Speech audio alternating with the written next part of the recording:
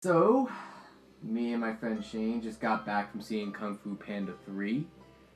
And in case you didn't know what a Kung Fu Panda was or just heard about a Kung Fu Panda, no, it's not a side dish from any weird Chinese restaurant. This is a franchise by DreamWorks. Started in like 2008? Sounds about right. Yeah, like around 2008. And this is the third movie in its franchise starring Jack Black, where despite having the dumbest name in the world, it's actually a pretty solid animated franchise dealing with martial arts. And in this movie, it continues a story that was started in the first movie, where you find out about this character who's supposed to be this ultimate warrior, and through many hijinks and adventures, he finds out who he truly is. And the second movie that came within the franchise I thought was absolutely amazing, where it just sort of like hits that point where you have any hero's journey where you find out about his past and how it impacts him, and finding out about his inner peace. And then you get to the third movie, and honestly, when you're hitting the third movie in a franchise, that's where things get a little bit hard. I mean, Just look at Shrek. Just look at Shrek, just look at Spider-Man, look at Pirates of the Caribbean. Any third movie to any franchise is hard because you know it's going to end.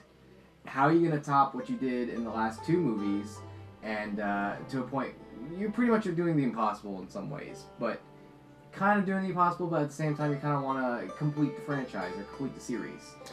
Because, like, looking at DreamWorks, seeing as Kung Fu Panda is one of their big three franchises. Correct. They had Shrek, they have How to Train Your Dragon, and Kung Fu Panda.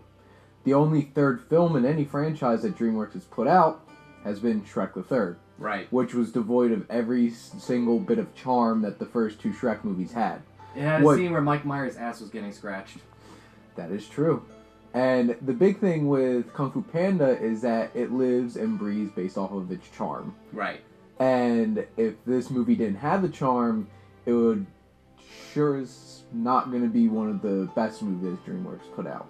But luckily, it sure did have every bit of charm that the first two movies had. You know, Jack Black gets labeled, like, in a lot of those movies where you star Jack Black and he's just, the loud, rambunctious character. But here, when you use that charm of what works in, like, Tenacious D, you use that character and you put it in an animated movie, it really works and it really shines. And it's no exception here. I feel like he really loves playing this character. And it's really endearing seeing him bring that energy and fun to Po. Right. To Kung Fu Panda. And seriously, who else would play a big, fat, lazy panda who learns how to play Kung Fu? Probably Jack Black. No. That'd be a very different Kung Fu Panda. And the thing is, Jack Black is great. And one of the big things, at least for me, for animated features is inspired casting. And Jack Black is perfect for the character of Po for Kung Fu Panda. And along with a decent amount of the cast, it's like Dustin Hoffman is perfect as that cranky mentor that tries to teach him Kung Fu and gets frustrated but is still there for him. And introducing a new cast member to this one was the villain played by J.K. Simmons, who got such great recognition for playing a villain in Whiplash, got an Academy Award for it, and brought his vocal talents to this, and I thought did a great job of bringing the villain in this movie. He had his funny moments, because it's still a kid's movie, and... Right. He kind of had a moment in the movie that reminded me of Star-Lord from Guardians of the Galaxy, where it's like, you don't know who I am, and then suddenly when someone does get it, he's like, finally! And I think the big thing about that part of his character is that it's his motivation. He has a very strong connection to one of the major characters from the Kung Fu Panda franchise, where this man is super, super respected. Everyone knows who he is, and he was the one who was there with him all through the big times of them doing their Kung Fu, and he has none of the recognition. He's been forgotten for 500 years. Correct. And that's his driving force, and that's what you see out of the villain in this movie. And the franchise does rely on having strong villains. In the first movie, you have a character that's similar to that, whereas he was a student that was betrayed by his master. He was led with false ambitions of being something great than he actually was. In the second movie, you have a warlord that was just, bent on taking over. I mean, yeah, in animation that's not rare, but it was done really well. So how are you going to have a villain that's going to top that? I feel like they did really well with the villain, his backstory, his connection. And something else that I want to go into in this review is the fact that of all the Kung Fu Panda movies, this is the one where they really go in depth with the spirituality and the mysticism of this world. It was kind of hinted at in the first movie. They didn't really go into it in the second movie. It mostly focused on the science, like going away from the mystical aspect of Kung Fu and going into the more technical realm. Whereas in this movie, it's all spiritual. It's like there's chi, there's, spirit, there's a spirit world. And a little part of me got a little excited because something reminded me of a certain cartoon where people take giant glowing balls and shove them at each other. And I got kind of excited at that point. But yeah, they really go into the spirituality in this movie. And I think it's a nice, fresh way to keep the franchise going. Because the thing is, when you're making a franchise, it's really easy to fall into a rut of using the same exact formula. The big thing is, they do have reoccurring themes, and that's important in a franchise, but you don't want to rehash the same exact thing. Right. This was trying to find a spiritual center of what Kung Fu's all about. Right. And that it was centered around that this time around. And it made for some amazing visuals going in. Actually, that's one of the biggest positives I have to say about this movie and all the Kung Fu Pandas is that they're so visually stunning. Yeah. And this mixes 2D animation, which is looks very hand-drawn, versus the 3D animation that's the main medium for the film. I'll be honest with you, there were some segments where it was done on drawn paper. I was like, I would love to see what the whole movie would have looked like if it was done in drawn paper. Like, it was fascinating. Sometimes you don't notice the little discrepancies that are done in computer animation where as everything is not as fluid, and there's a charm to that. And honestly, seeing the hand-drawn animation sequences in the movie, not many, as I think in the second movie, but just enough for the sake of storytelling, it did feel really refreshing. And I think the big thing is that it's not just like some kind of, oh, so we're going to throw in these different things, making it cool looking. It's used for a purpose. A lot of flashbacks are done in a different animation, so it takes you to looking at, so we're going on the side journey. It's very distinct. We're going to use a different form of animation for this. Yeah. And it worked really well. And there's actually a lot of visuals that reminded me of, like, Samurai Jack. Oh, yeah. And the split frames. That was a big thing for me, too, with a lot of the fight sequences and, like, running sequences with showing all the characters on different spaced out frames and everything. And it was perfect. And I have nothing bad to say about how this film looked at all. And I think it's one of the strengths that the film has going for it. As far as that strength, I have to agree with you. I actually left the theater saying that the one thing this movie has going for it, the biggest thing this movie has going for it, is style. This movie has a lot of style. I mean, all the Kung Fu Panda movies have great visual style, whereas in computer animation, a lot of animators rely on what the computer can do, and that creates, the movie to look generic. Whereas they take advantage of the fact that, this is a tool that we're going to use to make something look creative and take some creative liberties with. Peanuts movie did a little later in 2015, but in this movie, just like the previous Kung Fu Panda movies, they take advantage of that. So all that said about how great visual looking the style of the movie is, let's talk about the actual story. So, for me at least, the major positives that don't have to do with the actual visuals of the film were, it does get deep in certain parts of the story and has some great emotional moments that really come full circle for the film. Because the big thing is that Poe's always been, he's a panda, but he was raised by a goose. And it's like, now he finally finds his heritage. He finally finds how to be a panda. And bringing in the character who is his actual father, played by Bryan Cranston, who was perfect for that character, was great. And their interactions were so much fun and believable and endearing. And one of the moments they shared in the film made me emotional. And I think the big thing is, for a lot of animated films, it's like, you can really sugarcoat it and really make it very kid-friendly and not have those kinds of moments that could connect with an older audience. This film did a good job of having those moments where an older audience, as we're not little kids, we're 20-something-year-old guys, and it's just like, if we're going to be watching a movie, I'm not going to just sit there, it's like, ooh, pretty colors flashing at me. There needs to be something else to bring enjoyment to it, and I think that it did a good job of bringing some of that into the movie. But because this is an American animated movie, this movie does fall into a lot of cliches that were actually veering more towards the traditional DreamWorks cliches that actually got very, very annoying. Like, I'm not going to spoil what it is specifically, but there's something in the movie where a character says one thing, and then right from the get-go of that character saying that one thing and that he's going to help this other character, you go, it's not true, it's not going to happen. It's going to lead to a liar's reveal, whereas at some point you find out the character doesn't actually know what he's talking about. Then the other character goes, hey, what the heck, man? That bums me out. I hate you now. And then for like 2 scenes or something, they're moping, I don't like you anymore. And then at the end of the movie, they got to get back together and be best friends and save the day. Something like that happens in the movie, not saying what it is specifically, and I couldn't stand it because it happens all the time. Happened in Bug's Life. It happened in Rango too, and a whole list of movies. This cliche has happened, and it's so annoying.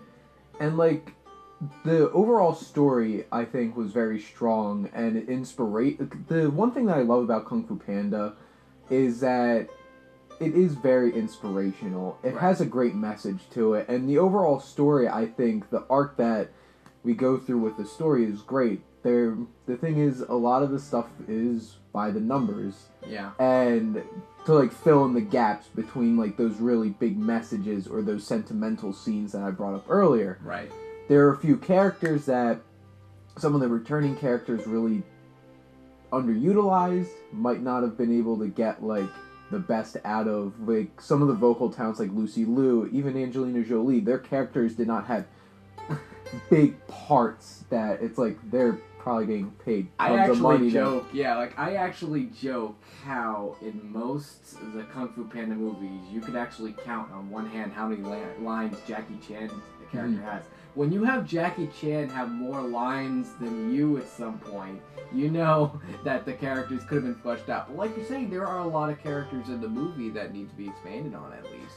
One of the big character I point to was there's big swirling around Mei Mei, who's a female panda who's introduced in the film, originally supposed to be played by Rebel Wilson, who wound up leaving the film, replaced by Kate Hudson. Believe it or not, going into this movie, I thought it was going to be Rebel Wilson, and even when I was watching the movie, I was like, this is a character that Rebel Wilson could play, it just doesn't sound like her. And it wasn't, because it was Kate Hudson, and the thing is, from the get-go, it's like, oh, she's definitely going to be a love interest, and it goes nowhere. Yeah. And she just kind of fell into the background with all the other pandas, but it's like, why is this high-profile actress, and this character has a name, has the same, like, equivalent of, in the big conflict at the end, as a bunch of little pandas that do hacky sack. You have more connection to the Wayne Knight panda than anything else. Exactly. There's a panda voiced by Newman from Seinfeld. Who loves hugging people. Who loves hugging people. And I enjoyed him more than Mei Mei. She was kind of annoying a bit. At least you knew where to go with this guy. At least you knew where to go with this guy. You just want to freaking hug this guy, man. And besides some of the cliches and underutilized characters a little bit, the one other thing that I point out that's a negative for me is that a lot of kids' films are fast-paced. You don't want them to get kids to get bored. And the thing is, this movie is an hour and 35 minutes, and it is going 60 miles an hour the whole entire time.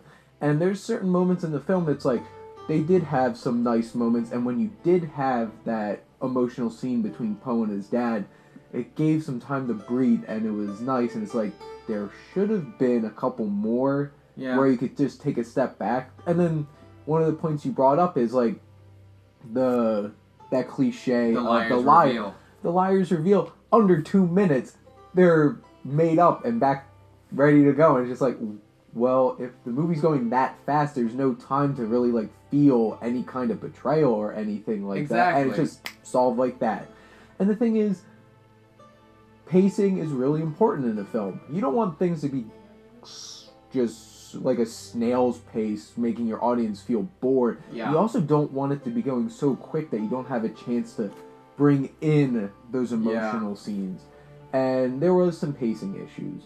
Yeah, and I think, like you mentioned earlier, you know how most animated movies where you have to go, it's like, hey, at least, you know, it's going by. We got to put all this stuff on the screen so that the kids will enjoy it. I felt like, you know, sometimes it was veering into that really got kind of distracting, whereas I feel like in the first two Kung Fu Panda movies, they really took advantage of the fact that, you know, it wants to engage itself in this world, in this environment. This is more than just your standard talking animal movie. If you want to go see just a basic, stupid talking animal movie, go watch Norm of the North. But then again, do you really want to do that? I don't think so.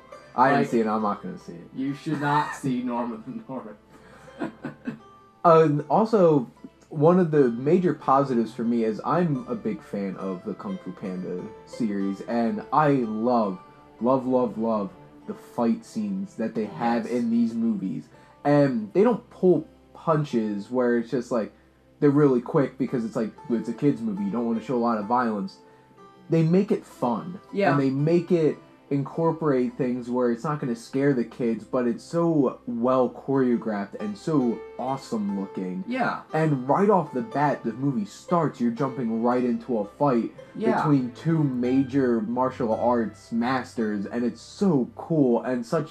And even, like, if you haven't seen the other Kung Fu Pandas, jumping right into that right at the start is like, you know where this movie's going and what this is about if you didn't guess already from the fact that it's Kung Fu Panda. Yeah, but, like, there are many moments where I'm watching this movie, and even the fact that it is animated, that helps it. But to me, these movies, above all else, are action martial arts movies. I'm very much watching an animated version of Legend of the Drunken Master at times.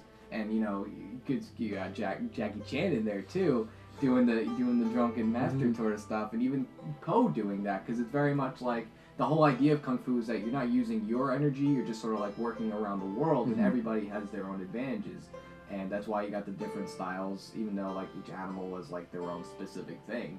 And I feel like, you know, it really works in that aspect. And when you work on the fighting, I felt like, I'll be honest with you, I feel like there was not nearly as much action as there were in the previous Kung Fu Panda movies. I felt like the second movie had the most Kung Fu in it. And that was definitely the darkest one too, because that villain played by Gary Oldman was dark. And this film had a more light villain with he had a lot more levity. He had a lot more fun scenes. And the thing is, where in Kung Fu Panda 2 you get Ultron from the Age of Ultron trailers, this one you get actual Ultron from the movie, where you're making jokes along with being a villain instead of just being like sinister, like, oh my god, these kids are going to be afraid of this guy. I know, right? And the thing is, it's like, that's honest marketing for you right there. Yeah. And what I liked about it was, even from the trailers, you knew that going in. They have that chatty chat joke and he's just like trying to say something and getting cut off and just getting aggravated. So it's like, I am Kai. Who? Kai, like the master. You get that sense. And, you know, at least it sticks with that character, like you're mentioning. There's some things in marketing where it's like you're supposed to have like this ultimate badass, and it turns out just being another quippy Josh Whedon character. And the thing is, overall, I think this was a great way to end the Kung Fu Panda trilogy. I guess depending on how much money this is gonna make is gonna say if they're really gonna stick with a trilogy. Yeah. I would honestly like them to, because I feel like we came full circle by the end of this film, and it's like you get Poe from the very beginning of the first film, and by the end, he is now a master, and it's like it's resolved. There was a moment in the movie. It was actually a moment in the movie where it got to a point where I was like, "Are they going to go in this direction?" Where I'm not going to spoil what it is, but there's a moment in the movie where it's like, this would actually be an interesting, dark place for this movie to go if this is how they were going to end it. Like, I thought someone. I think I know what you're talking about, and it was like, wow. Yeah. And it took this movie would have had so much guts to actually end on that note. But the thing is, even the way it did end was perfect for this animated film. Tone. Yeah. For the tone they were going for, at least. And the thing is, it's always been inspirational, it's always been fun, and it's always been good-hearted. And it ended how it should. And you know what? Toy Story 3 ended how it should, but still getting Toy Story 4. And the search for more money. And it's sure going to make a lot of money. Yeah. I don't know how much this is going to make being an end of a January release. It'll probably make a lot of money for January. It's going to make more money than Norman of the North. It better. Yeah. Actually, honestly, it's made almost more on Friday than it normally has made, so justice. Thank God. Because that means people still have taste. But regardless of that, I want to say, like, as far as, like, my final thoughts of this go, when you have, and I mentioned this earlier, when you have a third movie in a franchise, let it be the end of a trilogy or the third movie to any franchise, you have a tough act to follow up. And to me, I felt like this does exactly what a third movie should do if it's going to conclude a franchise. To me, I was thinking this is very much a hero's journey. Mm-hmm. The first movie, you're introduced to these characters and you find out what he must do. The second movie, you go into a darker place and there's a revelation that causes him some personal struggle. And then the third movie, there's a resolution to it all. And then you feel like he's totally ascended to the place where he has to be at. And to me, it's pretty much like A New Hope. First movie, second movie, Empire, third movie, this was the, Return of the Jedi. Yeah. And I'm not saying that's a bad thing, it's actually good. I know a lot of people are like, Return of the Jedi is the weaker of the franchise, but to be honest with you, it's a great place to end. I mean, it is a tough act to follow, and I think Kung Fu Panda 3 delivered great animation, great everything that's been done in the movies, but the pacing was a little fast. My final thoughts are visuals, amazing. Overall story, I really was invested in the story. I was really looking forward to seeing how this was going to end. Yeah. There's points where it's like, how's he going to overcome this? How's he going to do this? Some of the characters are underutilized.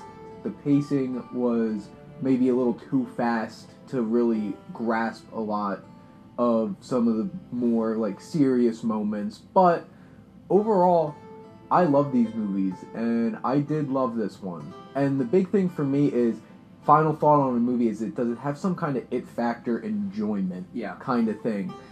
A perfect example is this. I saw Bridge of Spies. Fantastically well-made film, written by the Coens, directed by Steven Spielberg, starring Tom Hanks. You can't go wrong. It was an amazingly well-made movie. It lacked being memorable. Where's the meat? And like, for some reason, it just didn't have that it factor with me. Yeah. This movie, I will enjoy owning this. I will enjoy watching this again. Yeah. And this had that it factor for me. I myself give grades when I think about movies, and I would give this an A-. Yeah. I honestly would give this an A-. I really wanted to give it an A because I really enjoyed it, but the thing is, it's not perfect. There are things that I had problems with. There was characters that they weren't used how I wish they would have, or why were they there. But overall, A-. I would highly suggest going to see this. And if you have kids, this is probably going to be the best animated movie you're going to get for a while. So go take them and Skadoosh. Skadoosh right over there before, trolls and storks and Angry Birds comes out. Yeah, watch all the trailers beforehand and think about why. Oh my God! There's a trailer that makes one of these animated movies is making a piss joke in it. That's the selling point. Like, come on, really? Thanks, Angry Birds. Thank you, Angry Birds. Same thing. I mean, I have a hard time when it comes to ratings. I mean, I have three ways. Is it good? Is it okay? Or is it bad? And honestly, it's struggling between being... This is a movie I will watch again. Mm-hmm. This is a movie I will very happily put with my collection of Kung Fu Panda movies. I have the first two movies. This is a good addition to have, and I am going to rewatch this. Probably not as much as the first two, but I'm still going to rewatch these movies because I think it's just such a great hero's journey, and it's just so great to see one half of Tenacious D become an action hero for once. I feel like they miss out on trying to get Kyle Gass in this movie. I agree. He should have been hugging Panda. Oh my God, you're right. They missed out on a Tenacious D reunion in this movie. Well, you know what? Now we have a possible spin-off. If Wayne Knight can't reprise that character, maybe Poe and that character will spin off and do their own musical adventure. And we can get some Tenacious D tracks. Real You quick. hear this, DreamWorks? You hear this, Katzenberg? This is what you gotta do. Speaking real quick of music, Hans Zimmer's score in this, enjoyed it a lot. Because Yeah. music sets a tone, and this felt so much like those pirates themes from like the third one where they went to Singapore and had that great Asian vibe to them. Yeah. It was greatly used. Final comment.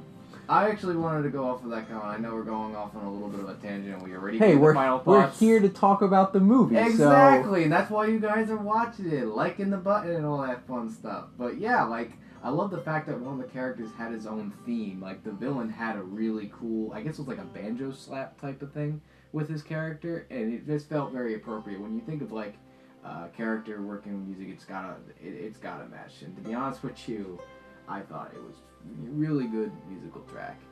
I think I've said about everything I thought about this movie. I was anticipating this. Like I said, who the hell is going to see a movie called Kung Fu Panda and expect any sort of thing out of that? I'll be damn straight, man. Never judge a book by its dumbass title. This is a good movie. At least it's not trying to sell you on anything else. It's Right. telling you this is about a panda that does kung fu. Damn I want straight. to thank this guy here for letting me come on his channel. Absolutely. And you should watch his videos. If this is your first one, keep watching them. I enjoy them. And you know what? I've subscribed to his channel and I watch his videos, and it's not just because I'm his friend. Maybe a little bit plays into that. But from one thing to another, my friend over here, Shane, he's going to be starting a blog with his own written reviews. I'm going to put a link below if you'd like to check those out. You could search on Facebook. I am the Wasteland Reviewer. I love Mad Max. Very different vibe than just reviewing animated films. But I do love a good animated film. And thank you, Joe, for having me. Mm-hmm. And I'll keep watching his videos. Hopefully you guys check out my page. Right. I'll write up a review for Kung Fu Panda 3 on my page on Facebook. But Subscribe thanks, to the channel and all that fun stuff. Comment below. Tell us what you think. And thanks for coming aboard, Shane. Thank you, Joe. Skadoosh! Skadoosh!